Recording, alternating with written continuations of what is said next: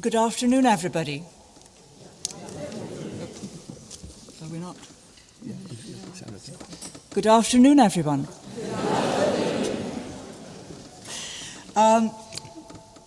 First, a couple of housekeeping things. I have to point out the fire exits, which of course may be behind you.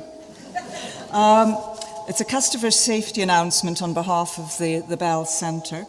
In the event of a fire, the fire alarm will sound. Please make your way to the nearest fire exit and proceed to the fire assembly point, which is located at the front of the building on the floodlit rugby pitch. I think I've got the evening announcement here. On the rugby pitch. Please note there's no planned alarm test this afternoon. With that out of the way, I would like to welcome all delegates and observers, whether here in person or watching over the internet, to the 89th RSCDS AGM here in Perth. And I extend a special welcome to members here today to receive the Society's Scroll of Honour, which acknowledges their contribution to the work of the Society. As there are no matters being voted on this year which the Board considers contentious, we plan to proceed on the basis of a show of hands. If the vote is obviously conclusive, I will declare a result. In the event of the slightest doubt, there is a paper backup system ready which can be brought into play. And with that, I come to the second item on the agenda, which is a message from the Society's patron, Her Majesty the Queen. Please convey my thanks to the Management Board and members of the Royal Scottish Country Dance Society for their loyal greetings sent on the occasion of their 89th Annual General Meeting, which is being held as part of their annual conference weekend from 2nd to 4th of November. Your thoughtfulness in writing is appreciated, and as your patron, I send my warm good wishes to all those who are assembled in Perth for a most memorable and enjoyable programme. Elizabeth R. The next item on the agenda is the presentation of the Society's Scrolls of Honour. I'm going to call upon Andrew Kellett, the Chairman-elect, to announce the names and read the citations, and on Jean Martin, our Honorary President, to present the scrolls.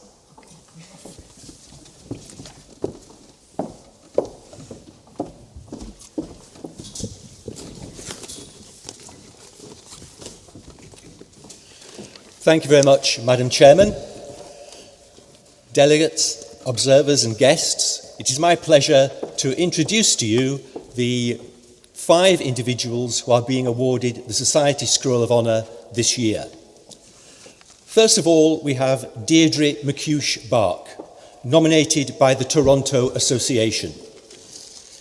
Deirdre, a Society member for 37 years, served on the Toronto Association Executive from 2007 to 2017, most recently as chair.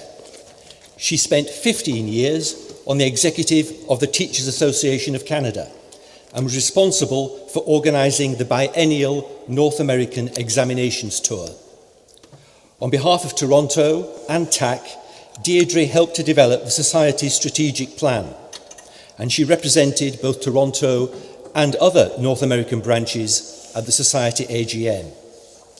Deirdre has taught Scottish country dancing at all levels and age groups for over 20 years, and she was the instigator of the Toronto Youth Ball, which has now been in existence for over 12 years. She continues to teach 2 classes a week. As a teacher and an accomplished dance deviser, Deirdre continues to be dedicated to furthering the awareness and enjoyment of Scottish country dancing. Ladies and gentlemen, Deirdre McCuish-Bark.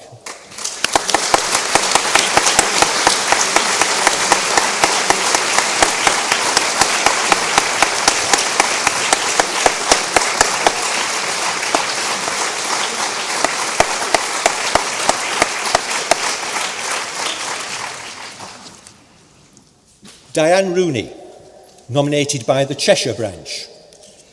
Diane represented the Cheshire branch on the former RSCDS Executive Council and for several years acted as branch delegate. She was elected to and eventually became convener of the Education and Training Committee. A major piece of work during her tenure was organising the highly successful 2013 Examiners Seminar in St Andrews, which culminated in the current syllabus. Together with Helen Russell and Anne Dix, she reviewed and updated the RSCDS manual, resulting in the publication of the 3rd edition. A popular teacher at home and abroad, Diane is an excellent ambassador for the RSCDS. Ladies and gentlemen, Diane Rooney.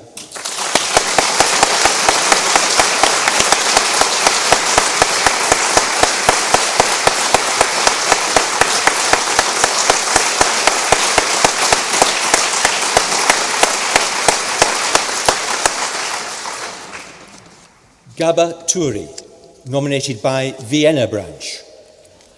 As a teenager, Gaba danced at Cayley's. He discovered Scottish country dancing at a Vienna branch weekend. In 1997, he helped to form the Budapest Scottish Dance Club, becoming its first president.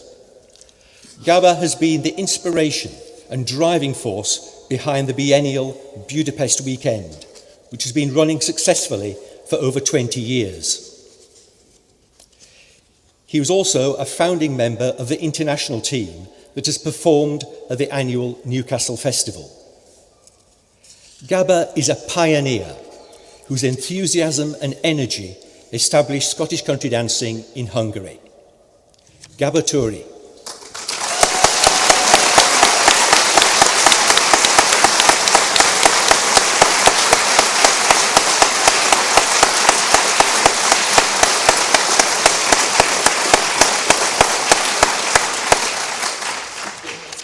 Maureen Haynes, nominated by Northwest Craven branch. Maureen has been a member of the RSCDS for almost 50 years and an inspirational member of Northwest Craven branch for nearly 20. She has taught day schools, workshops, weekends, summer school, winter school and the AGM. Her classes for the local branch are always busy, with new starters every year. Maureen has made an invaluable contribution to the RSCDS by tutoring, to the most exacting standards, a significant number of new qualified teachers, and has also run basic teaching skills courses. Maureen has achieved a lot for the Society through her lifelong dedication to Scottish country dancing. Maureen Haynes.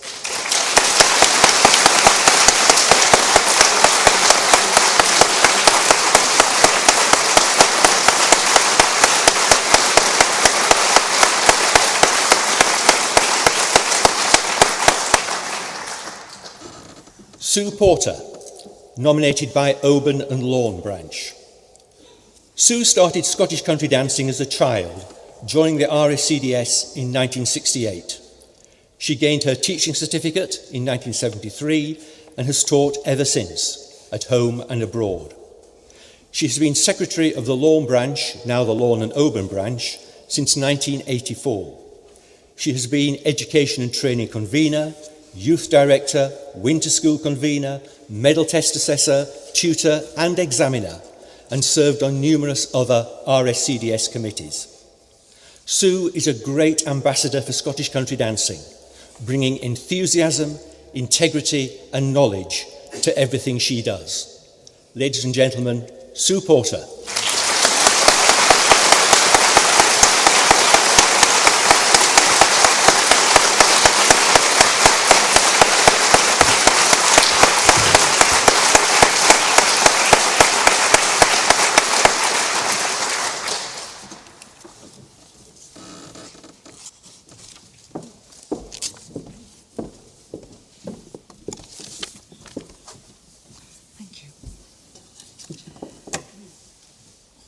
We come to item 4 on the agenda, which is apologies. And we've had apologies from Alec Gray and Alan Mayer, who are both past chairmen. Just a note about the conduct of the meeting then. As previously, with exceptions of motions to the AGM, we ask only those delegates proposing items on the agenda to come forward to speak. I will, however, announce the names and branches of both the proposer and the seconder for each item. Delegates wishing to speak should raise a hand, and when called to speak, should stand and wait for the roaming microphone before announcing their name and their branch. So we come to agenda item 5, which is the minutes of the meeting of 4th of November 2017. Are there any corrections to the minutes of the 4th of November? Nobody wishes to raise a point of correction or an amendment?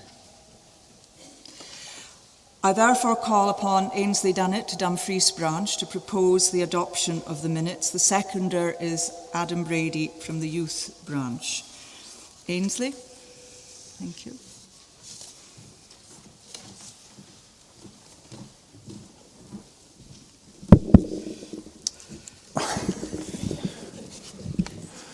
Ainsley Dunnett, Dumfries branch. I propose the motion that we confirm the adoption of the minutes of the meeting of the 4th November 2017. Last chance for any further comments? All right, can we have a show of hands for adoption of the minutes? Those for? Those against? Any abstentions? So I declare, therefore, that the minutes of the meeting of the 4th of November 2017 are adopted as an accurate record, and I will now formally sign the minute book.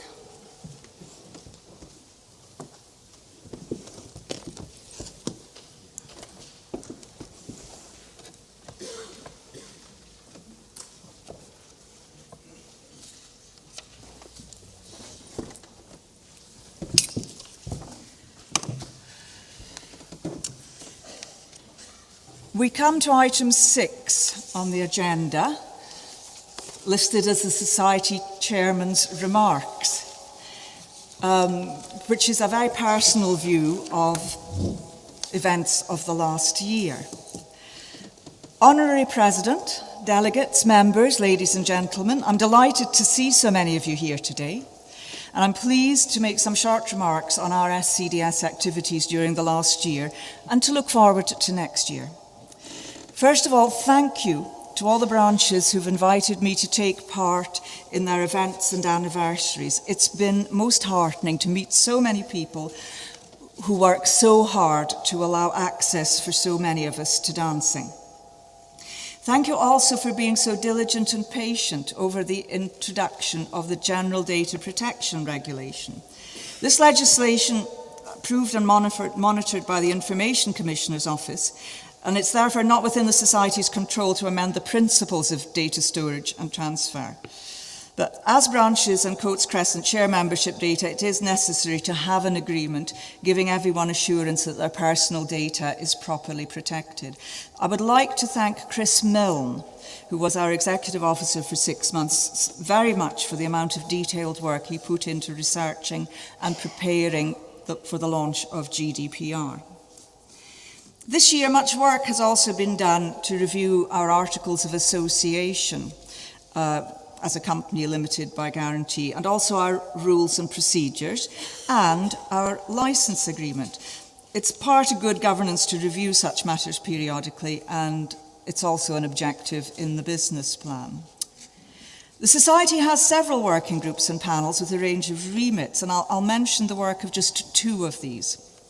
The Branch Guidance Group, which has reviewed and renewed the documents, forms and informations needed to operate branches effectively. On the website, together in one place for the first time, as well as a section on branch administration, there's now guidance on health and safety, safeguarding, marketing, publicity, growing your branch, and much, much more. Some of you will have attended the open forum and heard about branch success stories. So sharing good practice and new ideas is vital to growing and retaining our membership. The most recently created working group is the Membership Working Group. The session this morning arose out of this group's desire to explore strategies to increase membership and to support networks of dancers. Our priorities this year have continued to be the development of the new website, which will be launched as soon as is humanly possible, and the new core teaching qualification, which now has a clearly defined structure, but which will not be replacing the existing teaching certificates, levels 1 and 2. This year's events, starting with Winter School in Pitlochry in February, was a great success. I'm sure that 2019 Winter School will also be well worth attending. So that's a hint if you haven't already booked. Spring Fling and Spring Fringe in Glasgow were also most enjoyable. And I've saved the date for Spring Fringe in Paris and would urge you to do the same for 2019. I can say from personal experience that summer school in week 3, when I attended, was again enhanced by the attendance of young dancers. The class for teenagers was a new and very successful venture. All organisers of these events are to be congratulated. As many of you will know, Chris Milne, our Executive Officer, left in the spring after 6 very productive months. Together with the departure of Mike Greenwood for Australia, the Management Board is taking this opportunity to review the staffing structure at 12 Coates Crescent. During the months operating without an Executive Officer, I would like to thank Andrew and the rest of the trustees, but especially the staff at 12 Coates Crescent, for their support and diligence. I'd also like to thank my fellow members of the RSCDS for their continued commitment to Scottish country dance and their support of the Society. Remember that the Management Board and Committees sit in Edinburgh and oversee the finance and governance of the RSCDS. They make policy, review exams, publish materials and organise events. But everyone out there who turns up to dance, to teach, to collect money or even to make tea, you are the people who are far more important, because you are the bedrock of the RSCDS. Thank you.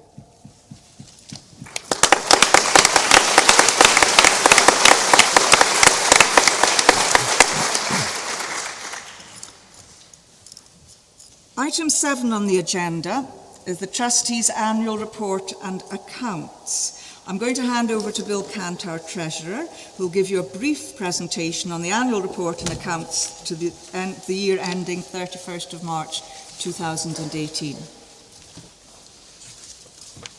Madam President, Madam Chairman, ladies and gentlemen, it is my pleasure to present the Trustees' Report and financial statements for the year ended 31st March 2018. However, before I start, and possibly to reiterate some of the words that our Chairman has said, I would like to put on record my thanks to the staff at 12 Coates Crescent, and especially the Finance Manager, Sandra Parish, who have done a great job controlling the costs over the year and continually working to looking for ways to improve efficiency and reporting, and especially for their efforts in the absence of an Executive Officer. I have also received great help and guidance from the members of the FGAP, the Finance and Governance panel, and I thank them. These results will show a surplus for the year to 31st of March of £81,000, which represents an exceptional year for the Society. The result is significantly better than the previous surplus of £28,000. They are also better than the budget that the management of the Society were working to, and they are unlikely to be repeated next year.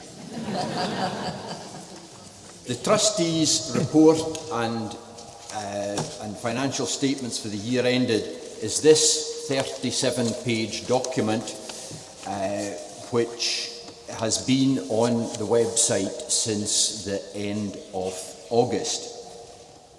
Like last year, we have produced a summary version, which I hope most of you have a copy of there, and it deals with the financial numbers. However, I do recommend that you take time to read particularly the 5 pages detailing the performance of the RSCDS as a charity promoting Scottish country dancing and its many achievements during the year. These words reflect a considerable amount of hard work by many people, the chairman, chairman-elect, conveners, committee members, too numerous to mention. And if truth be told, it's probably more important than the numbers. Within the summary version is the financial review, which I assume that you will all take the opportunity to read. I will concentrate on the final 2 pages of this summary, one entitled Detailed Statement of Financial Activities and the other one at the back being the balance sheet. The detailed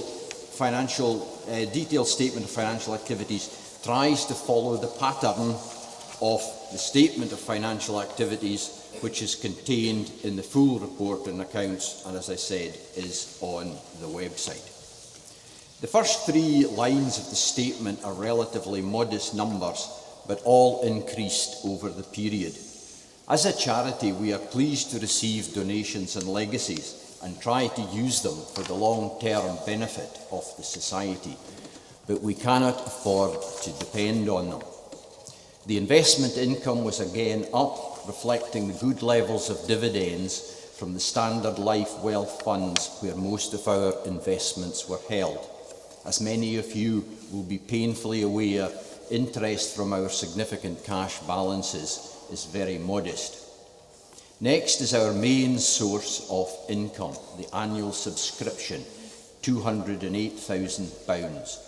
This has declined by 1.7%, which is actually a lower percentage decline than in the membership numbers, and it reflects continuous, rigorous pursuit of branches and affiliates by HQ staff. Income from summer school, now remember this is summer school 2017, was up by 15% at £405,000, benefiting from junior summer school along with their parents.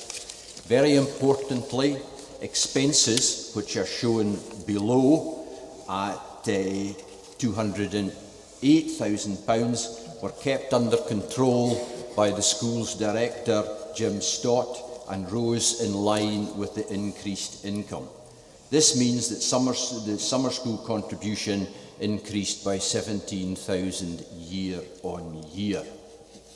The contribution from winter school increased by £8,000. The slightly reduced numbers meant reduced expenses, but income level held up as a result of the price increases. I can understand why there were some reservations about the revised pricing structure, but this allowed Moira Thompson to work some marketing magic, resulting in Mervyn Short being able to welcome many first-time attendees at a very successful winter school. I understand, and I repeat what our chairman has said here, I understand that booking for the 2019 winter school is ahead of last year, so you'd better book now if you wish to attend this very popular event. I would like to emphasise again, as I probably did last year, the importance of a successful summer school and winter school to the financial well-being of the society. They account for 57% of the society's gross income. Sales of CDs and music and books was up very slightly, again reflecting the impact of downloading tunes rather than purchasing CDs. However, the cost of sales, which is shown further down, was down partly because we had written off the cost of some of these items, or written down the cost of these items in previous years. Finally, you will see that the income from what is effectively the conference weekend at £17,000 or 16,979 for the 979 for the pedantic amongst you, was down from 24,500 the previous year. Sadly, I expect the further decline this year. This gives a total income of 879,000 for the year, comparable with 842,000 in the previous year. That brings us to expenditure. We have dealt with the direct costs of those of summer school and winter school and the cost of shop sales. The cost of the conference weekend were similar to last year, and there were increased expenditure via the JMM fund on special events.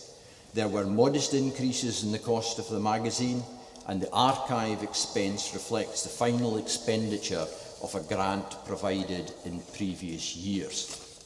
Support costs show an overall decrease of 22,000 compared to the previous years. Most of this, 14,000 of it, relates to irrecoverable VAT, which is in miscellaneous expenses, which is effectively the reversal of last year's accrual for anticipated VAT charges, which thankfully did not materialise. Staff costs were up slightly, reflecting the cost of recruitment efforts and a temporary member of staff to cover for sickness. The cost of accounting support fell again as Sandra Parish and the team took more work in-house.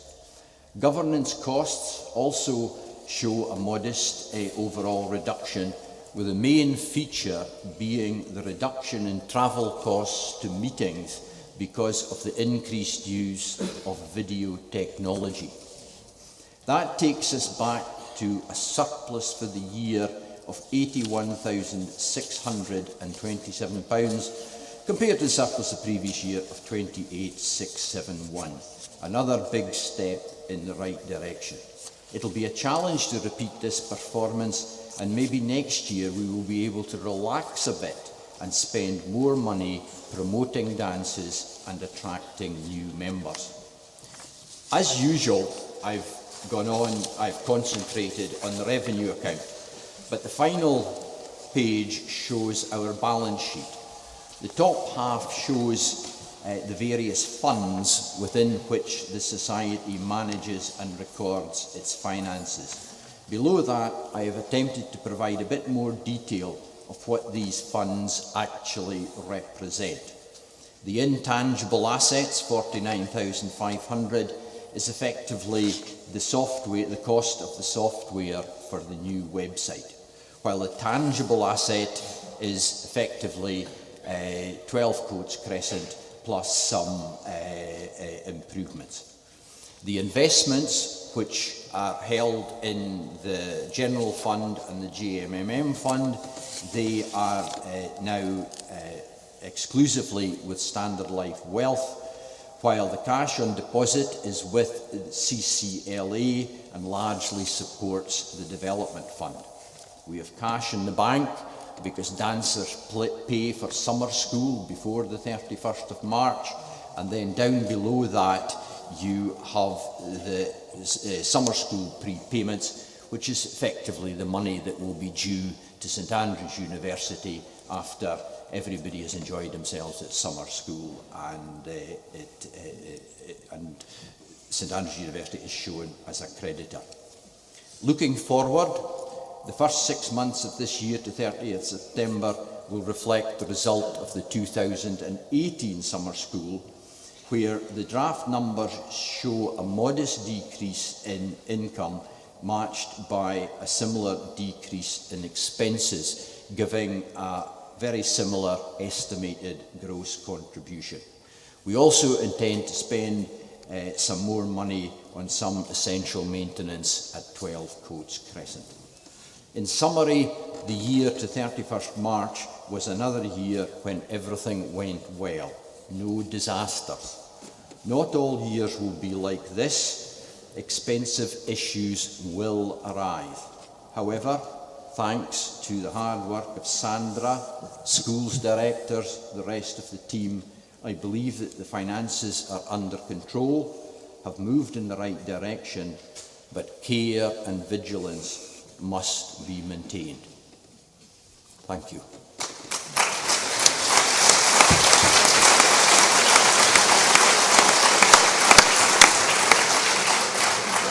Thank you very much, Mr. Treasurer.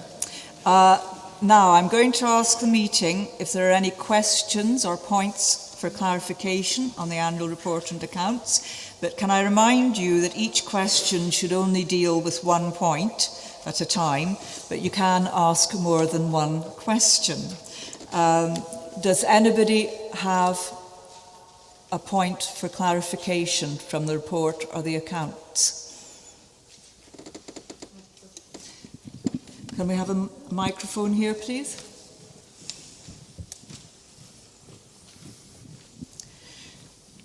Can you just give your name and branch, please, for the minutes? Thanks. Kim Ritchie, Mid-Argyll branch. A detailed question, Bill. Depreciation, what happened there? Seems to have gone down by about 13,000, and I don't see any change in the asset base.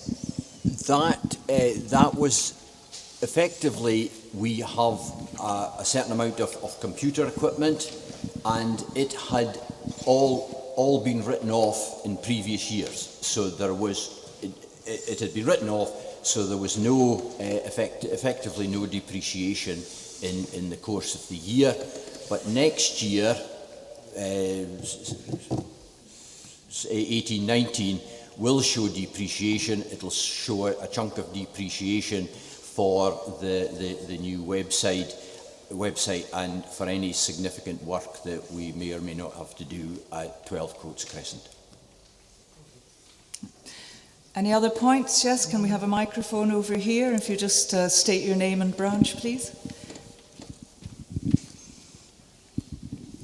Yes, it's Andrew Locke from Cheshire branch.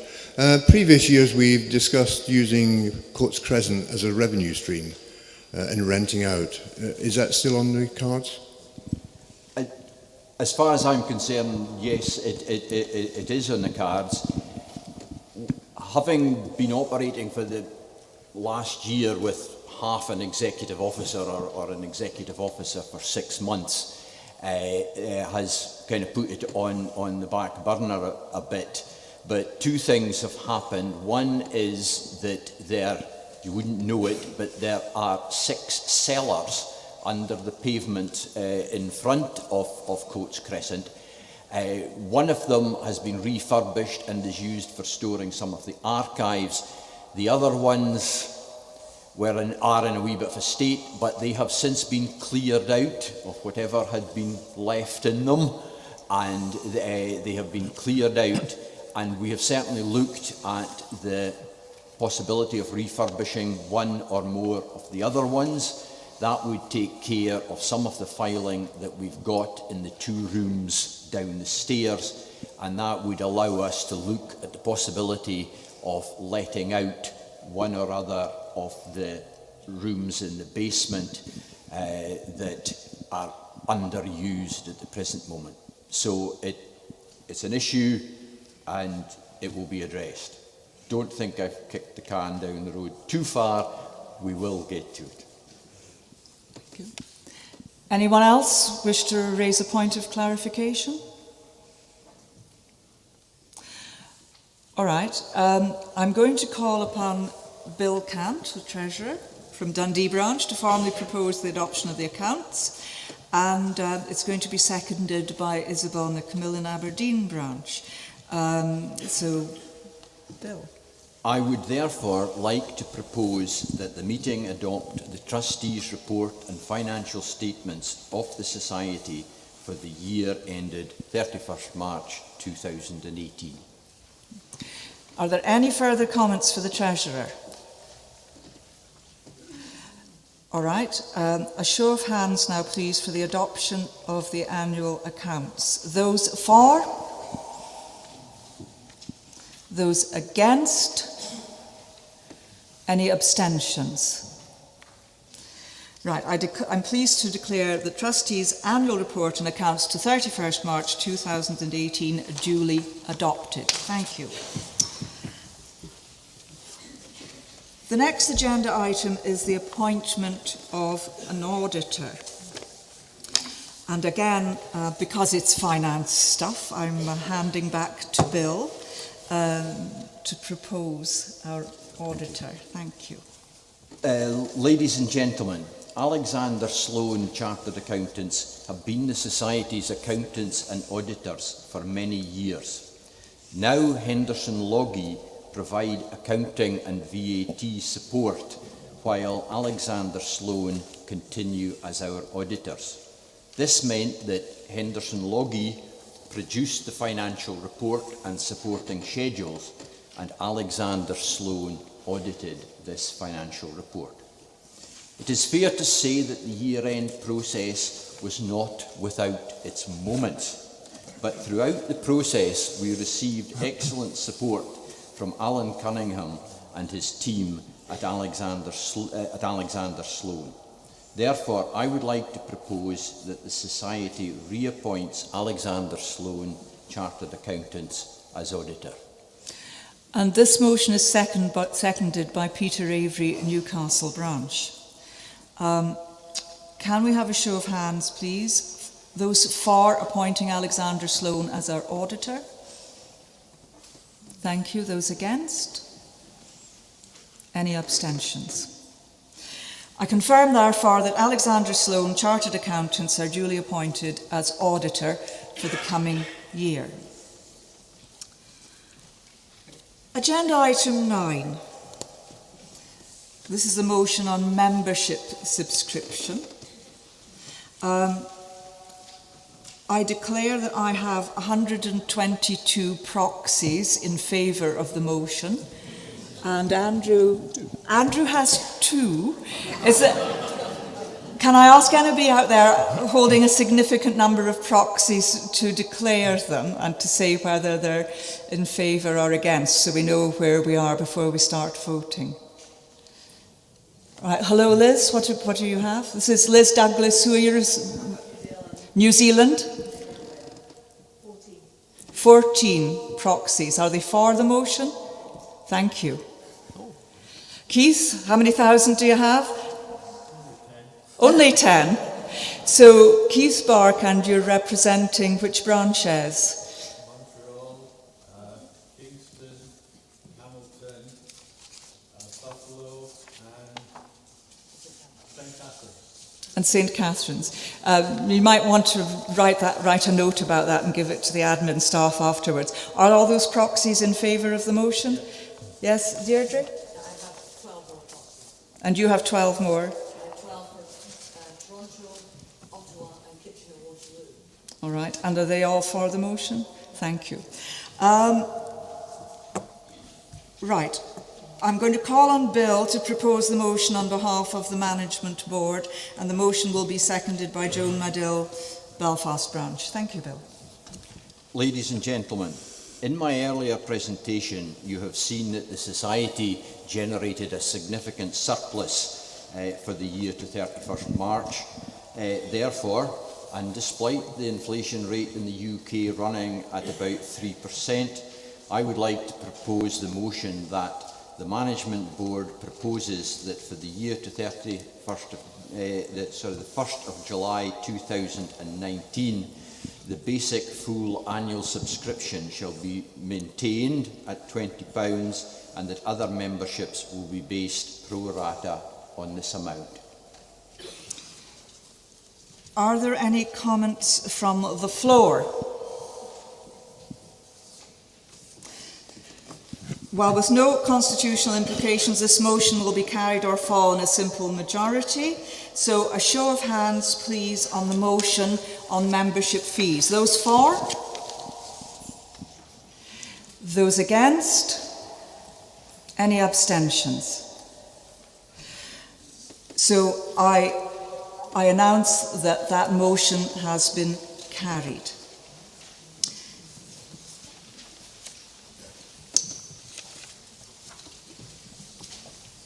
Number 10 on the agenda is perhaps one of the most important items for this AGM.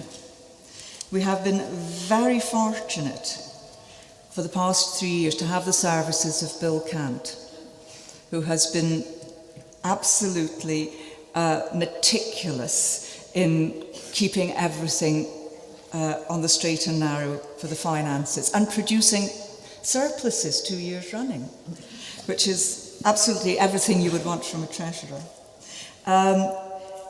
He has very kindly offered to continue for another 3 years. This is a management board appointment, but it has to come to the general meeting for confirmation. The management board would love to have him continue for another 3 years. I'm going to call on Margaret Katchik, London branch, to propose the confirmation of this appointment. And Jill Lobser from Cape Town has agreed to second it. Margaret. Thank you. You can take a roving mic, that's all right.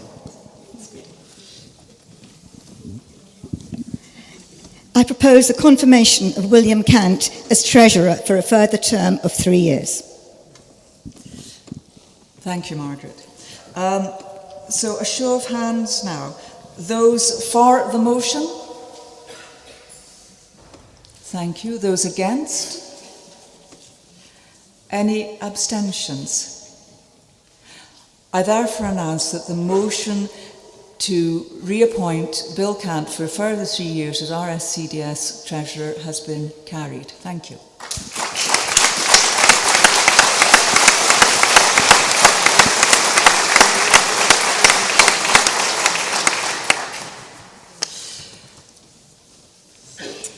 Item 11, we come to elections to the Management Board. And just to put people in the picture, I'm just going to say a few words about the roles and responsibilities, the duties of the Management Board. Under the Articles of Association of the Society, the Management Board members have a range of duties, including those of setting, reviewing and directing policies and strategic planning of the Society. So I'm going to announce the names of those who have been elected to serve in the various positions listed in the agenda. And I've got a bit of paper here somewhere. Here we are. Going from the top down, the chairman-elect is Lorna Ogilvie.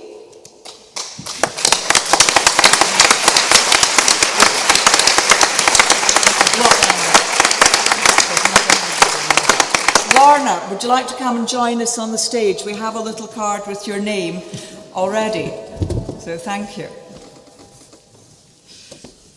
And Lorna, for many years, has been really responsible for the efficient running of this weekend. And when I say efficient, I mean really efficient. Every last detail. So we owe her a big debt of gratitude already on that count. Welcome, Lorna.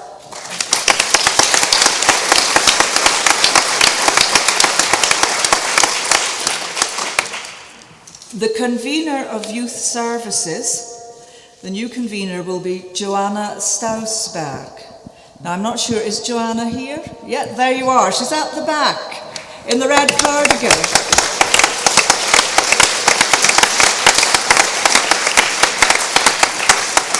She's already served on the Youth Services Committee and been irreplaceable in the junior summer school at St Andrews, so she knows a lot about our youth operations. Two members of the Management Board are going to be Roy Bain and Gary Cool. Roy, can you make yourself known, please? There you are, over there. Gary, can you stand up? You're on the bleachers there, so they can all have a good look.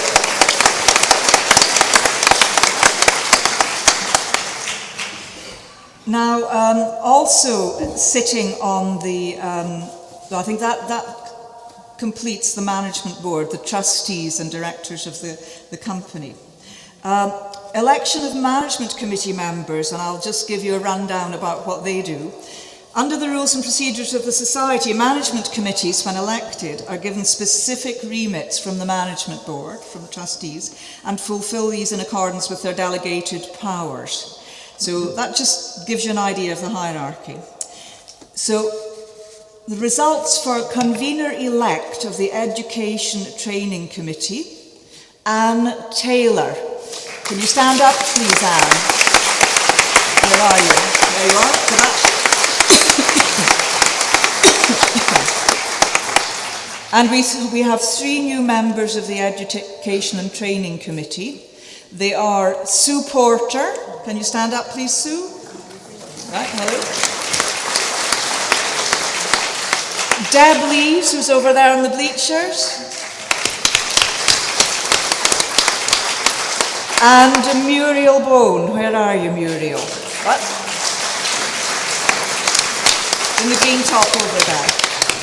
Welcome to Education and Training.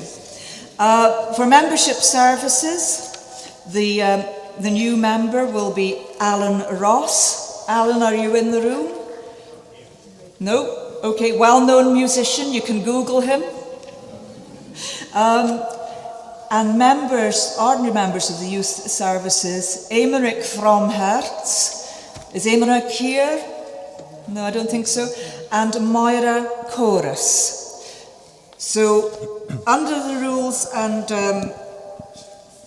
under our Articles of Association, specifically Article 48, the Board confirms the appointment of the conveners and members of the management committees who've been elected by the branch delegates. Well done, all of you. I warmly congratulate all of you who've been elected to serve and wish you well. There'll be a short meeting for all committee members, including newly elected, on Sunday morning at 9:30 in Cafe Active. So be there. Yes. The next item, item 13. Gosh.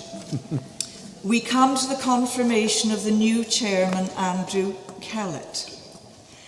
And this is just my opportunity to make a few parting remarks, to thank everybody who has supported me, particularly the trustees and the management board and the HQ staff. And Andrew, of course, who's been subject to my mental ramblings on various subjects over the last 2 years, and is incredibly sensible and clear thinking, and I've been very grateful for that.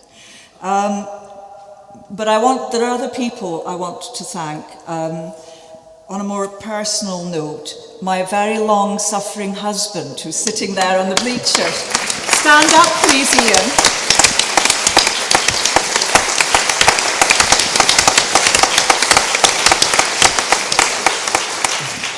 However, to be more formal, the time has come for the transfer of power, and Andrew comes with a calm logic and a sense of humour and a sense of proportion, but also a very sound strategic sense, which is going to benefit the society very much in the future.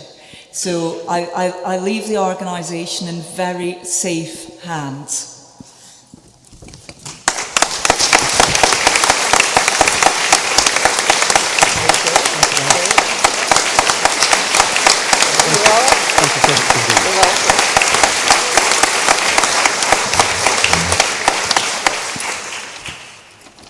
Thank you. Thank you for the trust you've put in me for the next 2 years. I am looking forward to working with you all, the branches you represent, colleagues on the board, the staff at Coates Crescent, and members everywhere to strengthen the society and to promote Scottish country dancing. My first task as chairman is uncontroversial.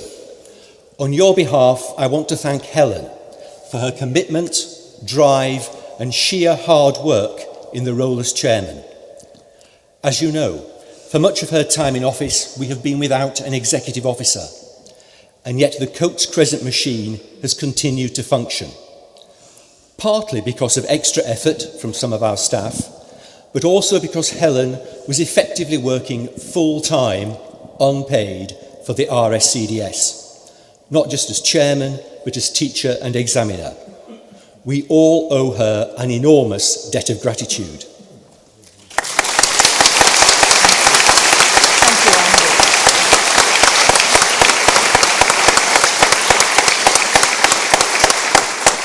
At this point, I too must mention Ian, our very own Duke of Edinburgh, who has accompanied Helen for thousands of miles on RSCDS business and bagged a healthy number of Munros along the way. I think it's only 2 to go now, is it, Ian? Good for you. It's not just the amount of work that Helen has done that has been so impressive, it is the way she has done it. Her patience and understanding seem limitless. Occasionally, just occasionally, a few of our members let their passion for Scottish dancing get the better of them. But whatever the furore, Helen handles people with tact and sympathy, when others on the board might have used just 2 words.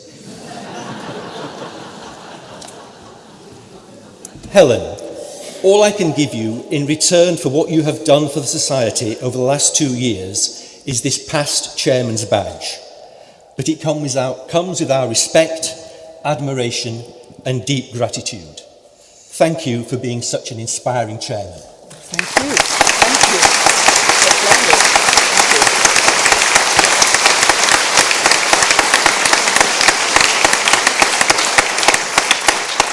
you. My second task is to welcome Lorna, Joanna, Anne, Roy and Gary onto the board and the new members of the committees.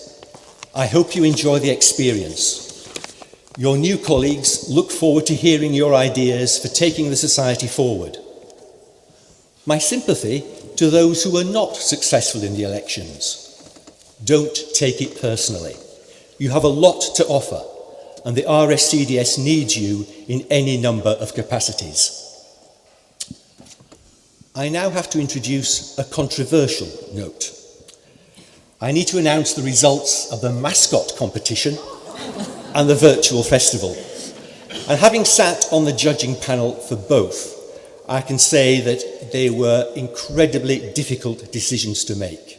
If you've looked at the mascot entries in the foyer or viewed the virtual festival entries on YouTube, you will be impressed by the high standard, imagination and effort of all the entrants. And making a choice was impossible because people interpreted the brief in such a broad way and came up with some of the most imaginative and entertaining ideas.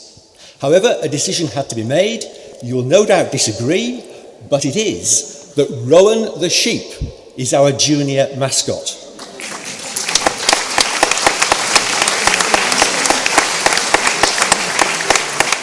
And the RSCDS glitter ball for the virtual festival goes to Buenos Aires.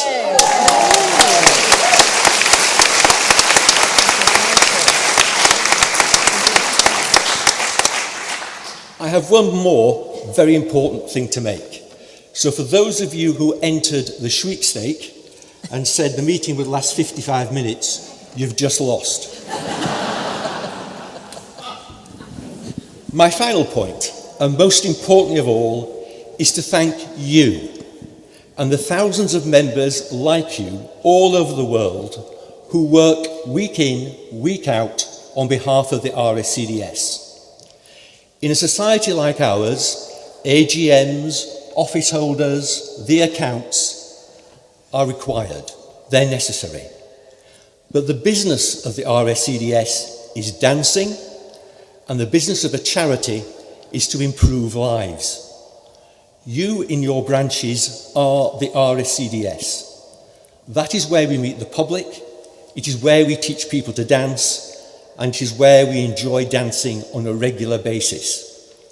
You deliver what the society seeks to achieve. My job, and that of the board and committees and the staff, is to support you. We all know that the society, and in many places Scottish country dancing itself, face long-term challenges. but I would not be standing here if I wasn't optimistic about our future. Why am I optimistic? I have 3 reasons. First of all, the dancing. Scottish country dancing has the power to change people.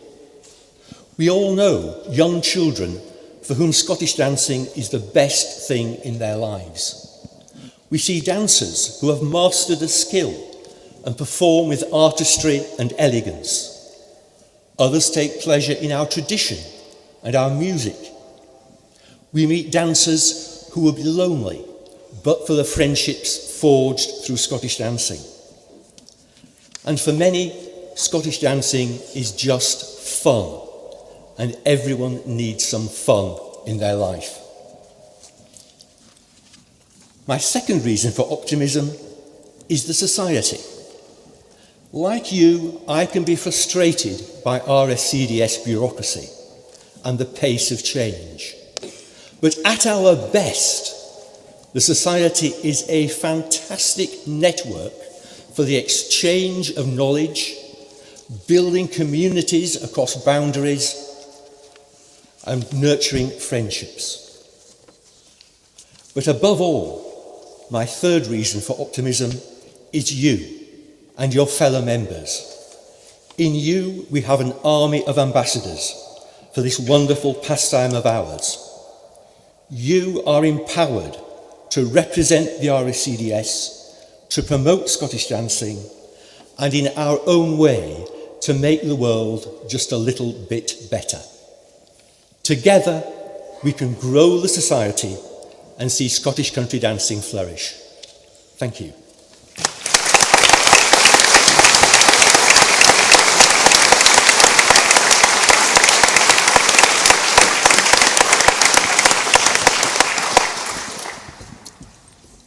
Item 14 on the agenda is the vote of thanks.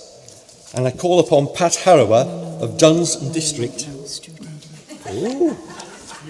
I remember, Jim, I remember years ago this happening to you, didn't it? Yes. Well, here we go again. Item 14, just stop the video, we'll start again. Item 14 is the vote of thanks. And I call upon Stuart Adam of Edinburgh branch to give the vote of thanks.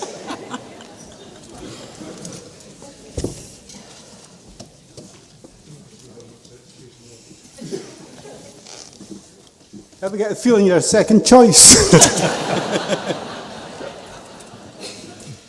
Honourable President, Chairman, delegates, observers and guests, I'm very pleased to have been given the honour, late, of giving the vote of thanks.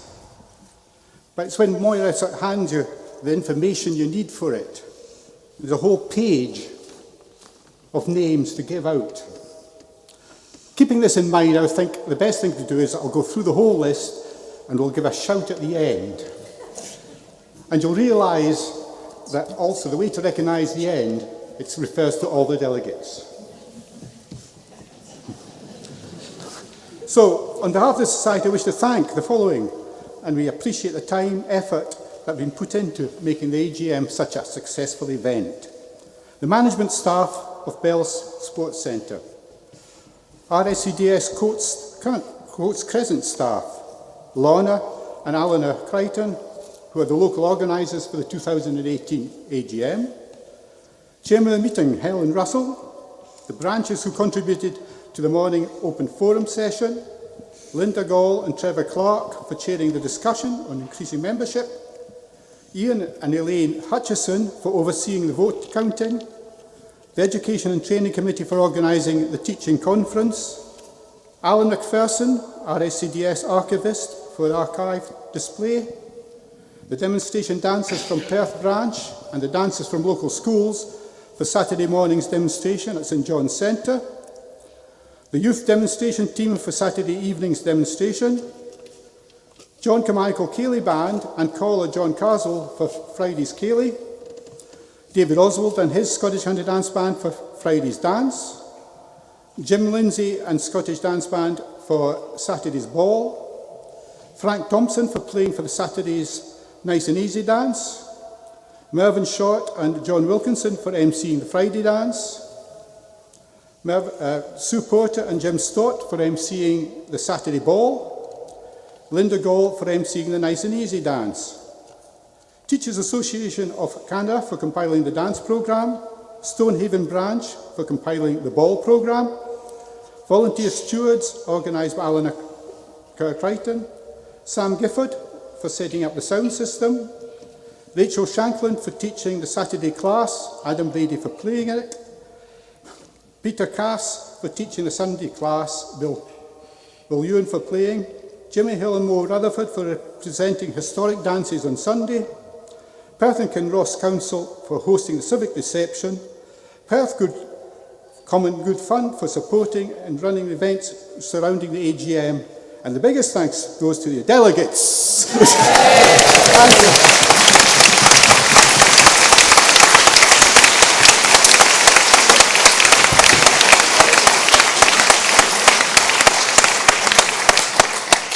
Thank you very much, Stuart. The final item on the agenda is the date of next meeting. And I can confirm that the next AGM of the Royal Scottish Country Dance Society will be held on Saturday, the 2nd of November 2019, here in Perth. I declare the meeting concluded. Thank you for attending and enjoy the rest of the weekend. Thank you.